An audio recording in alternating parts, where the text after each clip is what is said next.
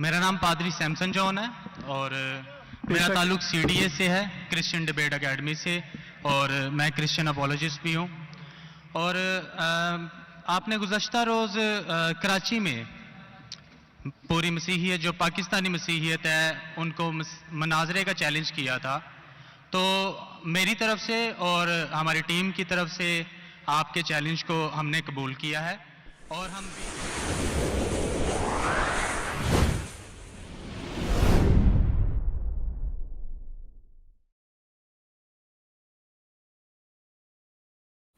مسیح یسوع کے عظیم الجلیل نام میں آپ کی سلامتی ہو۔ میرا نام پادری پروفیسر ٹونی ولیم ہے۔ آپ سب نے دیکھا کہ جب ذاکر نائک نے چیلنج کیا تو ساری دنیا نے ان کے چیلنج کے اوپر کتنی خوشی منائی،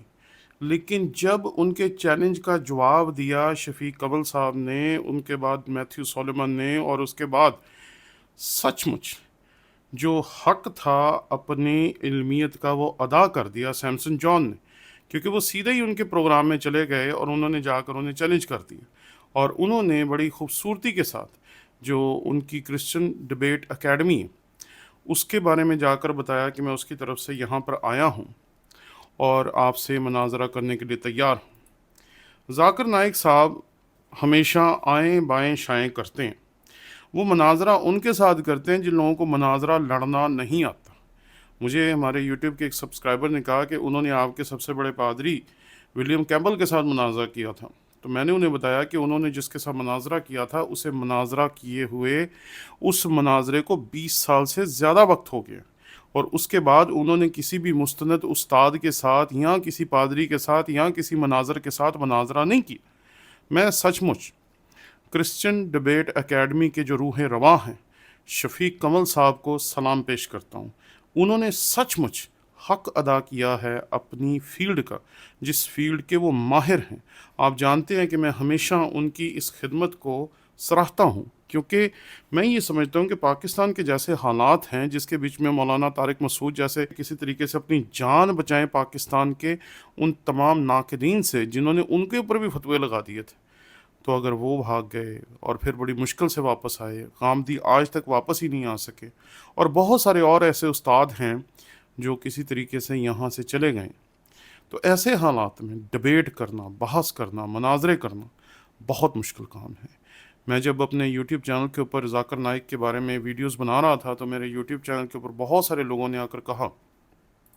کہ آپ جا کر مناظرہ کیوں نہیں کرتے، آپ جا کر بحث کیوں نہیں کرتے، آپ جا کر ذاکر نائک کے اعتراضات کا جواب کیوں نہیں دیتے۔ تو میں نے انہیں بڑے واشگاف لفظوں میں بتایا کہ مجھ سے پہلے جن لوگوں نے اسے چیلنج کیا ذاکر نائک انہیں جواب کیوں نہیں دیتے۔ مجھ سے پہلے انہیں چیلنج کیا ہے ہماری مسیحی دنیا کے ایک بہت بڑے مناظر ہیں جن کو ہم کہتے ہیں CP کرسچن پرنس، انہوں نے انہیں چیلنج کیا اور اس نے ان کے چیلنج کا کوئی جواب نہیں دیا۔ اس کے بعد سیم شامون، اس نے جب چیلنج کیا تو اس کے چیلنج کا انہوں نے کوئی جواب نہیں دیا۔ اس کے بعد ایڈم سیکر، اس کے بعد ایکس مسلم ساحل، اس کے بعد ایک لمبی فہرست ہے ایسے مسیحیوں کی جنہوں نے انہیں چیلنج کیا اور انہوں نے اس کا چیلنج قبول نہیں کیا۔ یہاں تک کہ بہت سارے مسلمان بھی جنہوں نے جا کر ڈاکٹر ذاکر نائک کو چیلنج کیا کہ وہ اپنے جو خیالات ہیں اس کے اوپر بحث کر سکتے ہیں، لیکن ڈاکٹر ذاکر نائک نے ایسا کرنے سے انکار کر دیا۔ اور میں پھر دیکھ رہا تھا کہ فیس بک کے اوپر بے شمار لوگ ہیں جو ذاکر نائک کو ٹیگ کر رہے ہیں، اسے چیلنج کر رہے ہیں، اسے کہہ رہے ہیں کہ ہم سے بات کریں۔ تو اس حقیقت کو ذرا سمجھیں کہ جو لوگ یہ کام کر رہے ہیں انہیں یہ کام کرنا چاہیے، کیونکہ انہیں پتہ ہے کیسے بات کرنی ہے، کیسے اپنے خیالات کا اظہار کرنا ہے، کیسے دلیل دینی ہے، کیا کہنا ہے، کیا نہیں کہنا، کون سے حوالہ جات ہیں جو استعمال کیے جا سکتے ہیں، کون سے حوالہ جات ہیں جو استعمال نہیں کیے جا سکتے۔ یہ پوری کی پوری سائنس ہے۔ اس کو ایسے ہی نہ سمجھے کہ کوئی بھی شخص اٹھے گا اور وہ بحث کرنا شروع کر دے گا، مناظرہ کرنا شروع کر دے گا۔ میں نے پچھلے 20 سالوں میں کئی مرتبہ اپنے مختلف پروگرامز میں اپولوجیٹکس پڑھایا، اور میرا ایک کورس ہے جو حال ہی میں چھپنے کے لیے تیار ہے، اور ہو سکتا ہے کہ وہ سن 2024 یا 25 میں آپ کی خدمت میں OTS کی طرف سے پیش ہو جائے، جس میں بڑی تفصیل کے ساتھ ہم نے اپولوجیٹکس پہ بات کی ہے۔ 400 صفحات کا وہ کورس ہے۔ اب اس حقیقت کو تھوڑا سا میں اور آپ کے سامنے رکھنا چاہتا ہوں کہ ذاکر نائک جب دعوت دیتا ہے تو ذاکر نائک ان لوگوں کو دعوت دیتا ہے جو مناظرہ لڑنے کے قابل نہیں بیچارے، یا جو مناظرہ لڑنے کے لیے تیار نہیں۔ ذاکر نائک کبھی بھی ان لوگوں کو دعوت نہیں دیتا مناظرے کی جو مناظرہ لڑنے والے ہیں، اور یہ بات समझने वाली है कि हर शख्स मनाजरा करने वाला नहीं होता। जो मनाजर होता है, जिसे मनाजरा करना आता है, वही मनाजरा कर सकता है, और हर बंदा मनाजरा नहीं कर सकता, क्योंकि ये सारे का सारा काम जो है, या ये सारे के सारा जो मनाजरा लड़ने का जो तरीक़ेकार है, इसको सीखना, समझना और फिर उसके मुताबिक चलना चाहिए। यहाँ मैं एक चीज़ आपके सामने पेश करना चाहता हूँ। मेरे साथ खुदावंद के कलाम में से देखिए, एफसियों के नाम पौलुस रसूल का ख़त, उसका 4 बाब और उसकी 11वीं आयत। यहाँ पर खुदावंद के कलाम में लिखा है, और उसी ने बाज़ को रसूल और बाज़ को नबी और बाज़ को मुबश्शिर और बाज़ को चरवाहा और उस्ताद बनाकर दे दी।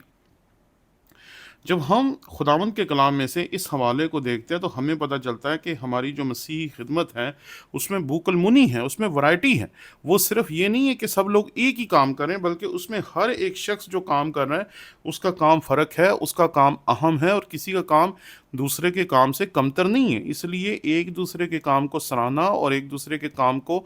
अपने काम से अफजल और बेहतर जानना बहुत ज़रूरी है। ये लाजमी नहीं है कि जो बंदा फ्रंट के ऊपर आके काम कर रहा है वो शायद बहुत अच्छा काम कर रहा है, बाकी सब टाइम वेस्ट कर रहे हैं। ऐसा नहीं है जी। देखिए, बाइबल में जब हमने खुदावंद के कलाम में से देखा, एफसियों के ख़त में लिखा हुआ है कि बाज़ को रसूल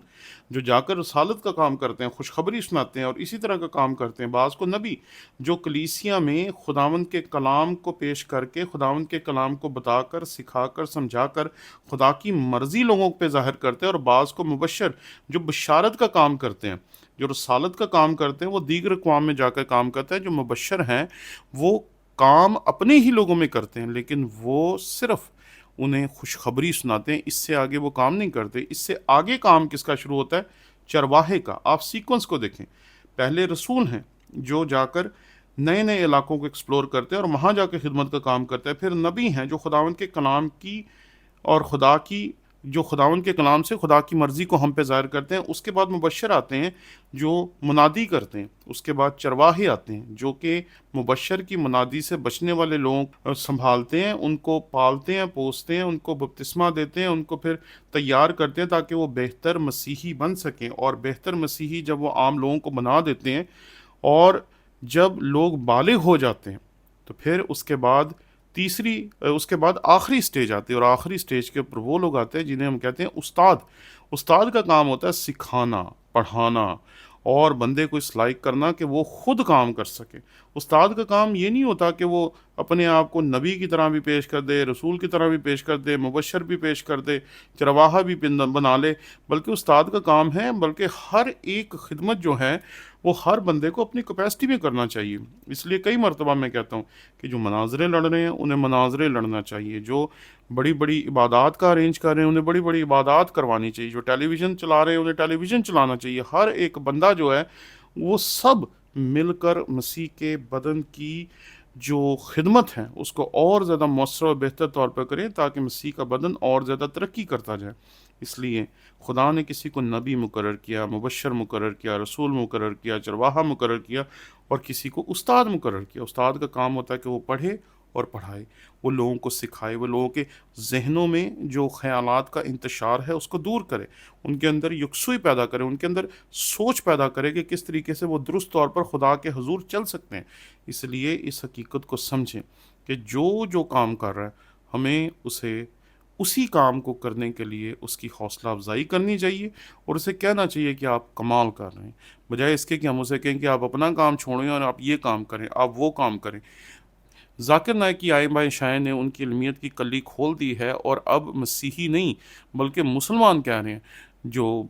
मुबश्शिर लुकमान जैसा सहाफ़ी है वो उनको कहता है गो बैक जाकिर नाइक, यानी कि सबको पता चल गया कि जिसे वो आलिम समझते थे वो इल्म का आइन भी नहीं जानता। शुक्रिया।